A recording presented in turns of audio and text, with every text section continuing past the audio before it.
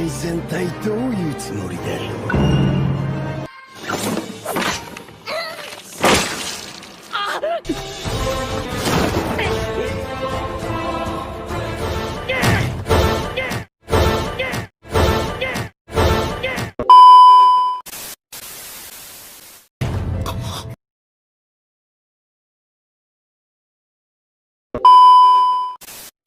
Oke, di video kali ini saya akan menceritakan kisah pilar angin, yaitu Sanemi Shinazugawa.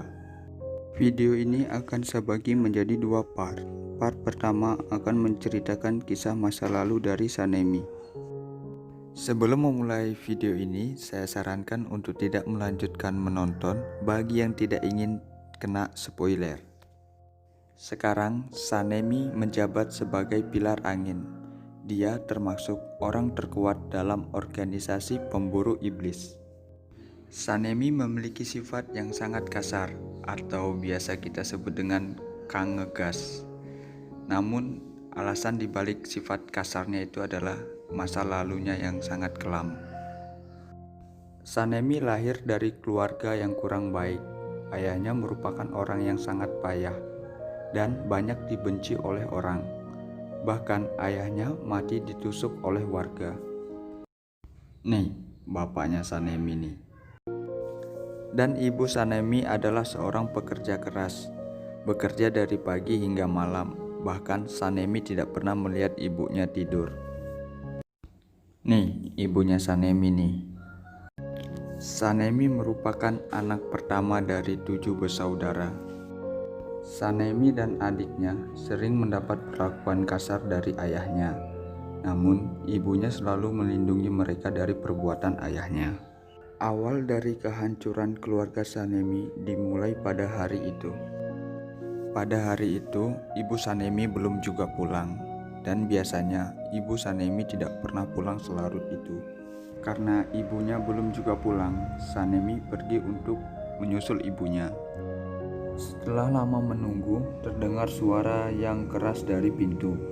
Adik-adik Sanemi yang telah lama menunggu pun menganggap itu adalah ibu mereka. Namun, gennya mencoba untuk menahan adik-adik mereka untuk tidak membuka pintu tersebut.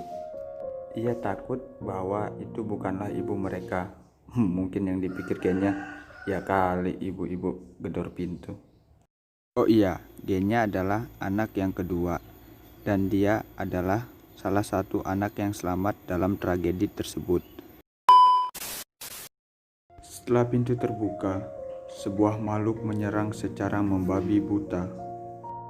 Ternyata makhluk tersebut adalah ibu mereka yang telah diubah menjadi iblis. Sanemi yang tiba di rumah pun langsung menangkap makhluk itu dan mendorongnya keluar.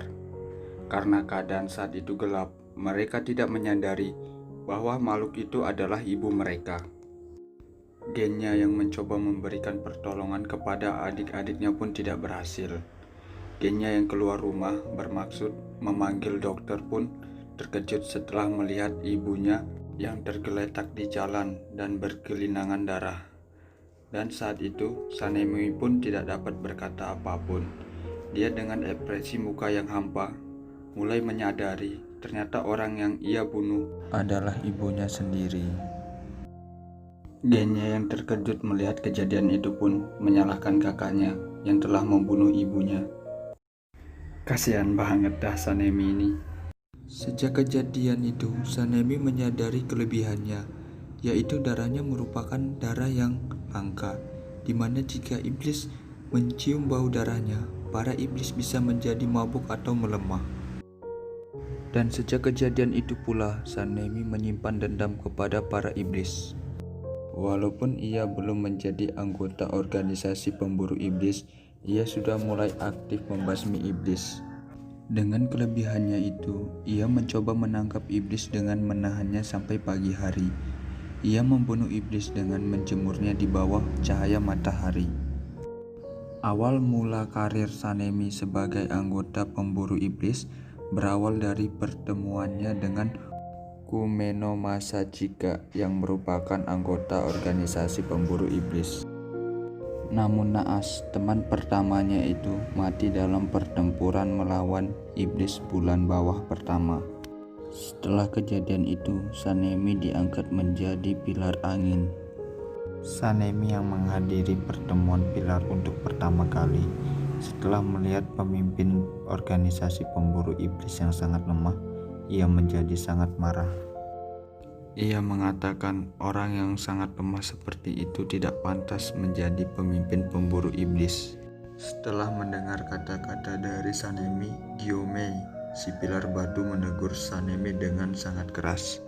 Namun ia dilarang oleh Ubu Yasuki yang merupakan pemimpin organisasi pemburu iblis. Ubu Yasuki mengatakan biarkanlah Sanemi menyelesaikan kata-katanya. Sanemi pun melanjutkan kata-katanya. Ia mengatakan bahwa ini semua adalah kebodohan. Pemimpin pemburu iblis yang sangat lemah, yang tidak bisa mengayunkan pedang dan hanya melihat para prajuritnya hanya sebagai bidak sekali pakai. Dengan suara yang sangat halus, Ubu Yasuki meminta maaf kepada Sanemi. Ia menjelaskan bahwa ia juga ingin bertempur seperti mereka. Tapi dengan kondisi badannya yang seperti itu, mustahil baginya untuk ikut bertempur. Bahkan untuk mengayunkan pedang saja ia sudah tidak mampu. Setelah mendengar penjelasan dari Ubu Yasuki, Sanemi kehabisan kata-kata. Ia merasakan kembali sosok ibunya. Ia merasa tatapan Ubu Yasuki seperti tatapan ibunya. Perasaan itu mengalir layaknya kasih sayang seorang ibu kepada anaknya. Karena hari itu adalah hari pertama pertemuan pilar untuk Sanemi, Ubu Yasuki memaklumi sifat Sanemi. Dan Ubu Yasuki menjelaskan kepada Sanemi bahwa ia juga merupakan sebuah bidak yang akan diganti ketika ia mati. Ubu Yasuki meminta maaf kepada Sanemi karena telah memanggilnya setelah kematian Masachika. Setelah Ubu Yasuki menyebutkan nama Masachika, Sanemi pun terkejut. Masachika adalah teman pertama Sanemi yang sudah ia anggap sebagai saudaranya sendiri. Setelah itu, Kanae, si pilar bunga, menjelaskan kepada Sanemi bahwa Ubu Yasuki selalu mengingat nama setiap pemburu iblis yang gugur di medan pertempuran. Setelah mendengar hal itu, Sanemi sangat terkejut karena bahkan ia sendiri tidak dapat mengingat semua nama pemburu iblis yang sudah bertempur bersamanya selama ini. Setelah itu, Ubu Yasuki memberikan kertas permohonan dari Masachika, yaitu di mana ia ingin melindungi orang yang berarti baginya dan ingin melihat orang itu hidup dengan kebahagiaan dan senyuman. Setelah membaca kertas permohonan dari Masachika, Sanemi pun langsung teringat dengan adiknya, yaitu Genya. Sejak saat itu, Sanemi sangat menghormati Ubu Yasuki. Sejak saat itu, Sanemi memulai karirnya sebagai pemburu iblis dengan jabatan sebagai pilar angin. Oke minasang, seperti yang saya bilang, video kisah dari Sanemi ini dibagi menjadi 2 part. Dan video selanjutnya akan dijelaskan di part 2. Oke minasang, terima kasih telah menonton video saya. Jangan lupa like, komen, subscribe, dan share. Karena dari dukungan kalian adalah motivasi saya untuk membuat video.